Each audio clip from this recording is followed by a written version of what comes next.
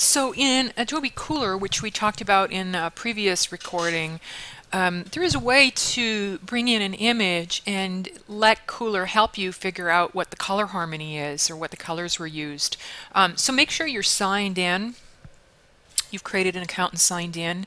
And then what you can just do is you go to the Create menu here and from an image, and you just upload your photograph. I've just worked with JPEGs here. I don't know if other file formats are supported, but you could try.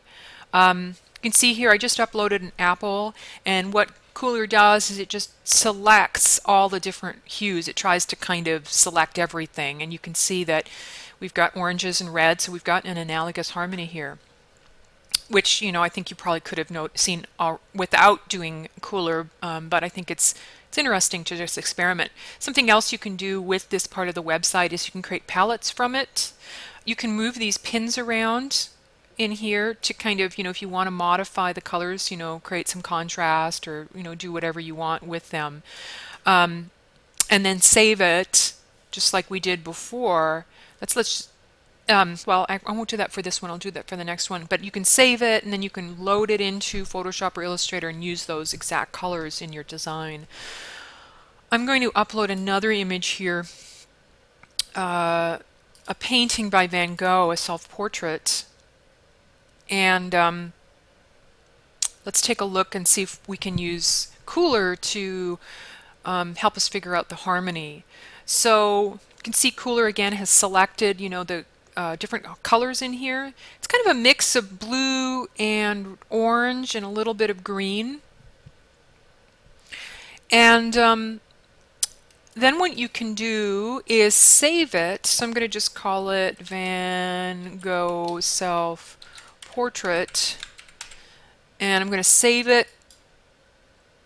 And then Kuler takes us back to the home page where, because I'm signed in, I've got all the different colors I've been using. So here's my color harmony I just created, or my swatches. I'm going to click on it, and then I'm going to go over here to the Make Changes to this theme and View Color Values. It's this one with the little sliders on it. And then it takes us into this area that we were in before, and we can really take a look at all these different colors on the color wheel.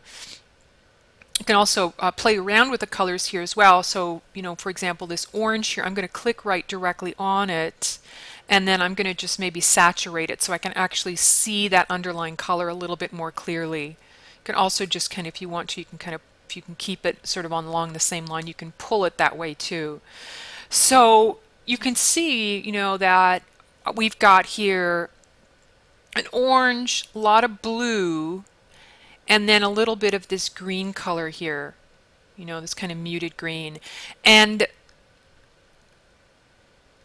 so if I were to decide what color harmony this was, I would say that this is, for me, this is a complement, even though it has this little touch of green in it, which kind of pulls it off a little bit from being a complementary harmony. But we've got orange and blue. If we look at the original image, to me, this is this really reads as a complement of orange versus blue. So that's what I would say, and then I would maybe qualify and say, yeah, it's got a little bit of green, but I think the green in a way supports the blue.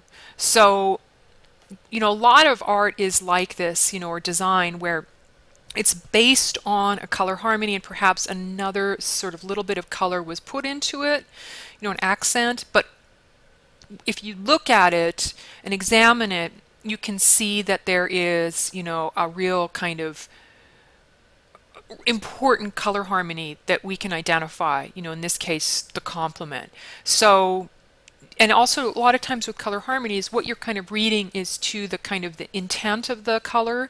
So complements are like, they tend to be a quite dramatic harmony. They're a little bit psychological, I think, because they have this push and pull or across from the color harmony.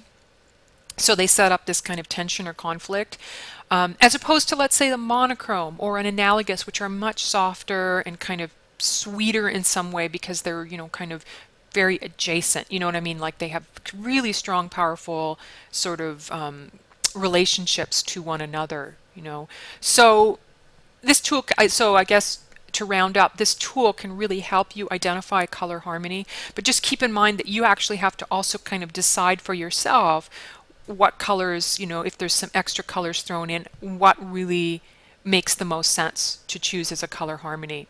So I hope this helps. This is definitely a really fun tool, and I think can make working with color harmonies really interesting. Let's say you wanted to work with these colors, you could now apply them to an abstract, your own design, and it would be based on Van Gogh's self-portrait.